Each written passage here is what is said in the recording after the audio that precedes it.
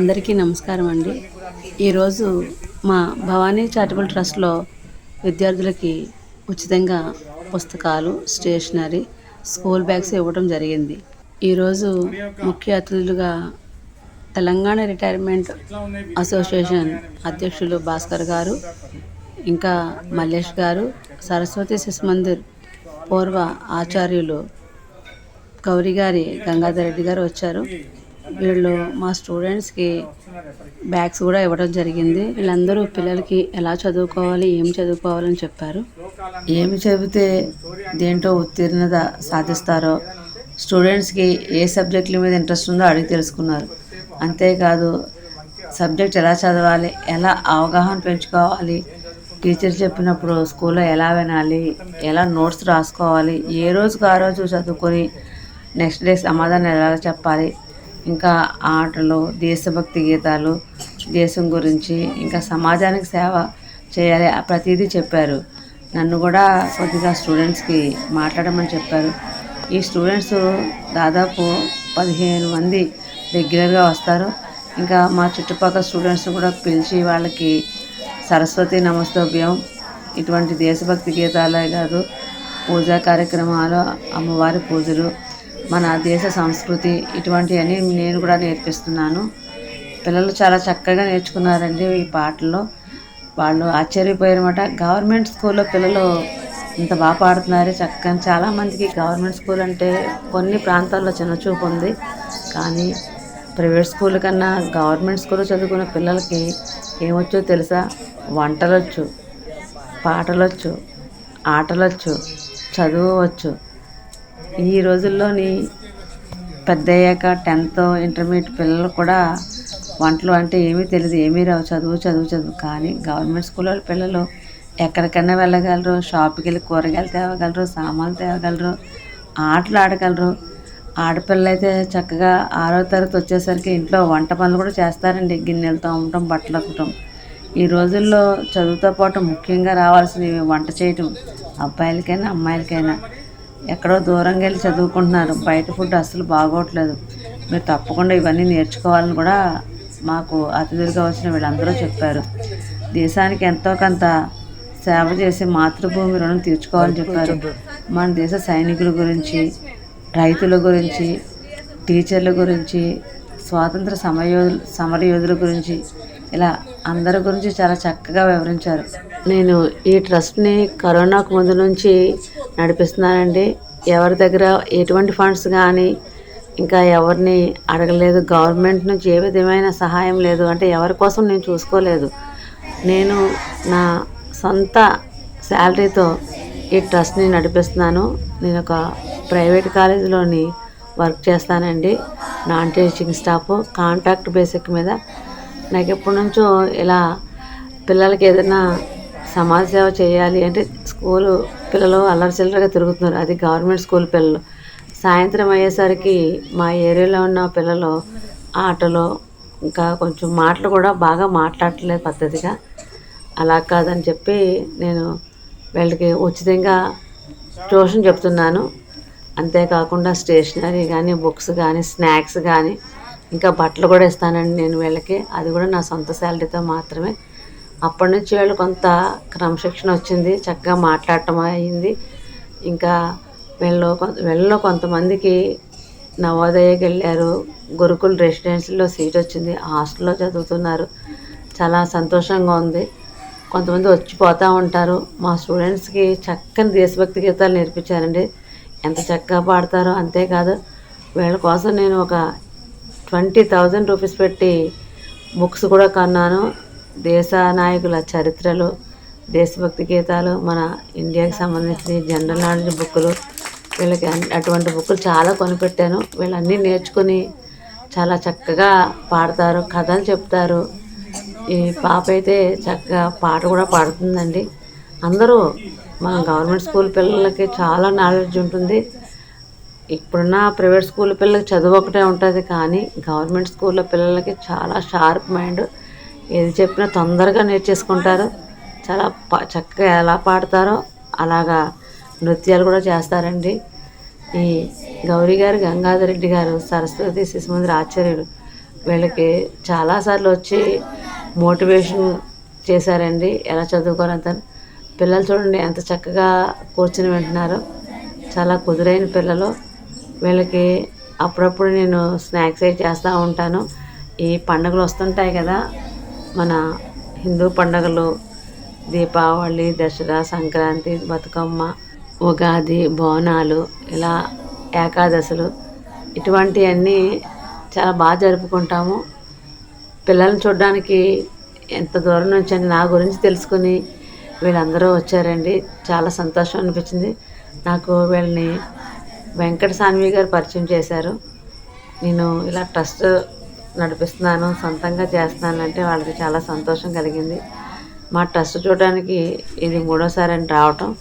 అప్పుడు కూడా వచ్చినప్పుడు కొన్ని బుక్స్ కూడా ఇవ్వటం జరిగింది. నేను ఎవరిని ఏది ఆశించలేదు ఎప్పుడూ కూడాను, నా సొంతంగానే చేస్తున్నాను. పిల్లలకి ఏదో నాకు తోచింది మాత్రమే చేస్తానండి. నా శాలరీలో కొద్ది మొత్తం పక్కన పెడతాను. ప్రతి నెల వాళ్ళకి కోసం పక్కన పెట్టి వీళ్ళకి అవసరమైన బుక్స్, స్టేషనరీ, ఇంకా ఇన్నర్స్ లాంటి శానిటరీ నాప్కిన్ ప్యాడ్స్, వీళ్ళకి ఇంకా నేను కూర్చోనాకి ఇవన్నీ కొంటూ ఉంటాను. వీళ్ళకి ఇంకా స్కేల్ అని, పెన్సిల్ అని, ఇవన్నీ స్టేషనరీ అవసరమే కదా, అవన్నీ కొంటాను. అప్పుడప్పుడు ఫెస్టివల్స్కి వెళ్ళి భోజనాలు పెడతాను. బయటికి పార్కులకి, గుళ్ళకి కూడా తీసుకెళ్తానండి. వీళ్ళు ఆదివారం కూడా అసలు మానడానికి ఇష్టపడరు నా దగ్గర. నేను సండే వీళ్ళకి ట్యూషన్ చెప్పను, సండే కూడా అసలు వెళ్ళడానికి ఇష్టపడరు, అంత అటాచ్ అయిపోయారు. కొంతమంది వీళ్ళు ఊర్ల నుంచి వస్తుంటారు, ఒక సంవత్సరం చదివి వెళ్ళిపోతూ ఉంటారు. వెళ్ళిపోయినప్పుడు చాలా బాధ అనిపిస్తుంది. అందులో చాలామంది స్టూడెంట్స్ ఈ సంవత్సరం ఉంటే వచ్చే సంవత్సరం ఉండరు, అలా పర్మనెంట్గా ఎవరో ఉండరండి నా దగ్గర, వచ్చి వెళ్తూ ఉంటారు. కొంతమంది స్టూడెంట్స్ అయితే ఈ బుక్స్ అవి తీసుకుని మళ్ళీ ఏదైనా అకేషన్ ఉంటే వస్తూ ఉంటారు. నా కోసం కొంతమంది బుక్స్, మా పిల్లలకి బుక్స్ ఉన్నాయా అని అడగడానికి కూడా వస్తుంటారు. నా దగ్గర ట్యూషన్కి వచ్చే వాళ్ళే కాదండి, రోజుని ట్యూషన్కి రాని వాళ్ళు కూడా చుట్టుపక్కల వాళ్ళు ఏదైనా అవసరమైతే, మేడం మాకు బుక్స్ కావాలి, బ్యాగులు కావాలి, పెన్నులు కావాలి, పెన్సిల్ కావాలని అడిగితే ఇస్తూ ఉంటాను. చూడండి యోగాసనాలు ఎంత బాగా చేస్తున్నారో. ఇది వజ్రాసనం అని, పద్మాసనం అని, త్రికోణాసనం అని, వజ్రకటాసనం అని, ఇలా చాలా రకాల ఆసనాలు మాకు శ్రీ ఆచార్యులు గౌరీ గారి గంగాధర్ రెడ్డి గారు నేర్పించారండి. పిల్లలకి చాలా చక్కగా నేర్చుకుంటారు. వచ్చినప్పుడల్లా యోగాసనాలు వేయిస్తారు, చాలా బాగా చేస్తారండి ఈ స్టూడెంట్స్. ఈ వచ్చిన గెస్టులు అయితే ఇంత చక్కగా యోగాసనాలే కానీ, పాటలే కానీ, కథలే కానీ చెప్తున్నారు కదా, ఈ స్టూడెంట్స్ నుంచి ఆశ్చర్యపోయారు. మా గవర్నమెంట్ స్కూల్కి ఇంత మంచి టాలెంట్ ఉందా అని. వచ్చిన వాళ్ళందరూ కూడా చాలా బాగా మెచ్చుకున్నారు. వాళ్ళు కొన్ని బుక్స్ తెచ్చారండి స్టూడెంట్స్కి. కొంతమందికి బుక్స్, బ్యాగులు అన్నీ ఇచ్చారు. ప్రతి ఒక్క స్టూడెంట్స్ కూడా అభినందించారండి. వీళ్ళు చాలా దూరం నుంచి వచ్చారు. వాళ్ళకి నేను స్నాక్స్ పెట్టాను, ఇంకా బుక్స్ మావి కొన్ని కూడా ఇచ్చాము.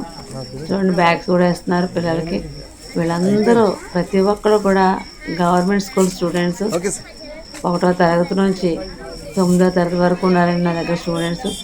నాకు వీళ్ళకి చెప్పడం ఆఫీస్ నుంచి వచ్చాక కొంచెం కష్టంగా అనిపిస్తుంది. నాకు మ్యాథ్స్ అవి చెప్పాలంటే చాలా కష్టం. ఎవరన్నా ట్యూటర్ పెట్టిద్దామంటే నాకు కొంచెం ఫైనాన్షియల్గా సపోర్ట్ లేదు. ఏదైనా డౌట్ ఉంటే మా అమ్మాయిలు వీళ్ళకి మ్యాథ్స్ దగ్గర ప్రాబ్లమ్స్ కరెక్ట్ చేస్తారు. తెలుగు మీడియమే కనుక నాకు వచ్చింది నేను చెప్తాను. హోంవర్క్లు చేయించడము, ఏదైనా డౌట్లు ఉంటే చెప్పడం మట్టుకు చేస్తాను. ట్యూషను చెప్పిద్దామంటే నాకు ఎవరు దొరకట్లేదు, చాలా కష్టం అనిపించింది. చూడండి పిల్లలందరూ స్నాక్స్ అవి తీసుకుంటున్నారు. నాకు ఈ ట్రస్ట్ నడిపించడానికి మా వారు, నా హస్బెండ్ అండి, చాలా సపోర్ట్ చేస్తారు. మా పిల్లలు అదిను, ఎందుకంటే నేను ఆఫీస్ నుంచి వస్తే 5:30 అవుతుంది సాయంత్రం. నేను వస్తే వీళ్ళందరూ గేట్ దగ్గర కూర్చొని ఉంటారు. మేడ మీద ట్యూషన్ చెప్తాను. వర్షం అది పడిందంటే ఇంట్లో సరిపోరు వీళ్ళు. ఇంకా వర్షం పడినప్పుడు మాత్రం ట్యూషన్ చెప్పడానికి వీలు పడదు, తడిచిపోతారు కదా, అందుకుని పిల్లలందరూ స్నాక్స్ తీసుకొని అంత సంతోషంగా ఉన్నారు. వాళ్ళు నాకు అని అడుగుతున్నారండి. వాళ్ళు చూసారు కదా బుక్స్, వాళ్ళ దగ్గర అంతా బుక్స్, బ్యాగులు కూడా ఇచ్చాము. పిల్లలు చాలా బాగా నేర్చుకుంటారండి, గవర్నమెంట్ స్కూల్ పిల్లలు. వీళ్ళందరికీ గౌరీ గారి, గంగాధర్ రెడ్డి గారికి, ఇంకా భాస్కర్ గారికి, మల్లేష్ గారికి చాలా చాలా ధన్యవాదాలు. నా గురించి చెప్పిన వెంకటస్వామి గారికి కూడా చాలా ధన్యవాదాలండి. ఈరోజు వెంకటస్వామి గారు రాకపోయినా వీళ్ళు వచ్చి అభినందించారు. నా గురించి వెంకటస్వామి గారి ద్వారానే ఈ గంగాధర్ రెడ్డి గారు కానీ, మల్లేష్ గారికి కానీ, ఇంకా ఈరోజు వచ్చిన గెస్ట్ భాస్కర్ గారు కానీ తెలిసిందని చాలా సంతోషంగా ఉంది. మనం చదువుకుంటామండి. మనకి చిన్నప్పుడు మన తల్లిదండ్రులు మనకి చదువు చెప్పారు కదా. మన దగ్గర చదువు చెప్పిన తర్వాత వాళ్ళు పెద్ద అయ్యాక మీకు చదువు చెప్పాము, మాకు డబ్బులు ఇవ్వండి అని అడగరు కదా. మన చదువు ఊరికినే వచ్చింది మన తల్లిదండ్రుల ద్వారా. మన చదువు మనం ఎందుకు ఊరికినే వేరే వాళ్ళకి చెప్పకూడదు అంటే, వేరే వాళ్ళకంటే ఇలాంటి చదువు అవసరమైన వాళ్ళకి. నాకు ఊరికినే చదువు చెప్పారు మా తల్లిదండ్రులు, నా దగ్గర డబ్బులు తీసుకోలేదు. ఏ తల్లిదండ్రులు కూడా వాళ్ళ పిల్లల దగ్గర డబ్బులు తీసుకోరు. అలాగా నాకు చదువు ఊరికినే చెప్పించారు కనుక నేను కూడా వీళ్ళకి ట్యూషన్ నేను ఫ్రీగా చెప్తున్నాను. భవానీ చారిటబుల్ ట్రస్ట్ అని రిజిస్టర్ చేయించి నాకు 3 ఏళ్ళు అయిందండి. కానీ కరోనాకు ముందు నుంచి కూడా నేను ఇలాగా ట్రస్ట్ కింద నేను ఈ సోషల్ సర్వీస్ చేస్తున్నానండి. రిజిస్ట్రేషన్ చేయించుకుంటే మంచిదని అన్నారు. 3 ఏళ్ళు అయింది. దానివల్ల నాకు ఏమీ ఉపయోగం లేదు, పేరు పెట్టుకోవడానికి తప్ప. నాకు 80 అన్నీ ఉన్నా సరే ఏ రోజు ఉపయోగించలేదు. అది ఎలా ఉపయోగించాలో కూడా నాకు తెలియదు. పిల్లలకి బుక్స్ అన్నీ ఇచ్చిన తర్వాత గెస్ట్లు నన్ను చాలా మెచ్చుకున్నారు.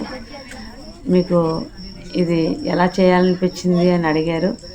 నేను గవర్నమెంట్ స్కూల్ ఏరియాలో ఉండడం నా అదృష్టం అండి. అందుకనే ఈ పిల్లలందరూ అలసిగా తిరుగుతుంటే చెప్పాలనిపించింది. అంతేకాదు నేను బయట వృద్ధాశ్రమాలకు వెళ్తుంటాను, గోసేవ చేస్తూ ఉంటాను. అలాగా నాకు ఇది మా నాన్నగారి దగ్గర నుంచి వచ్చిందని. మా నాన్నగారు కూడా నాకు తెలిసి చాలామందికి ఎన్నో హెల్ప్లు చేశారండి. తెలియకుండా నాకు చాలా తెలియదు. ఈ మధ్యన మా నాన్నగారు చనిపోతే అవన్నీ బయటపడ్డాయి. నేనే కాదండి, మా ఇంట్లో మా చెల్లెళ్ళు కానీ మా తమ్ముడు కానీ వీళ్ళు కూడా హెల్ప్ చేస్తూ ఉంటారు. కానీ నేను మాత్రం ట్రస్ట్ 3 ఏళ్ళ కిందట రిజిస్ట్రేషన్ చేయించుకున్నాను. కోవిడ్ ముందు నుంచి చెప్తున్నాను.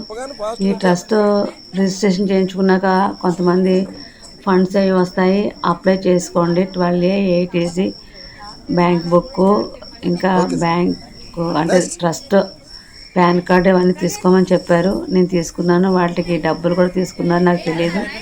నేను ఈ ట్రస్ట్ రిజిస్ట్రేషన్ చేయించుకున్నప్పుడు 2 లక్షల వరకు మోసపోయానండి. తెలిసిన వాళ్ళు నాకు 2 lakhs ఫండ్స్ ఇప్పిస్తామని చెప్పి మోసం చేశారు. నాకు అసలు వద్దు, నేను ఓన్గా చేసుకుంటున్నాను అంటే ఫుల్ ప్లెజ్డ్గా చేయొచ్చు మీరు.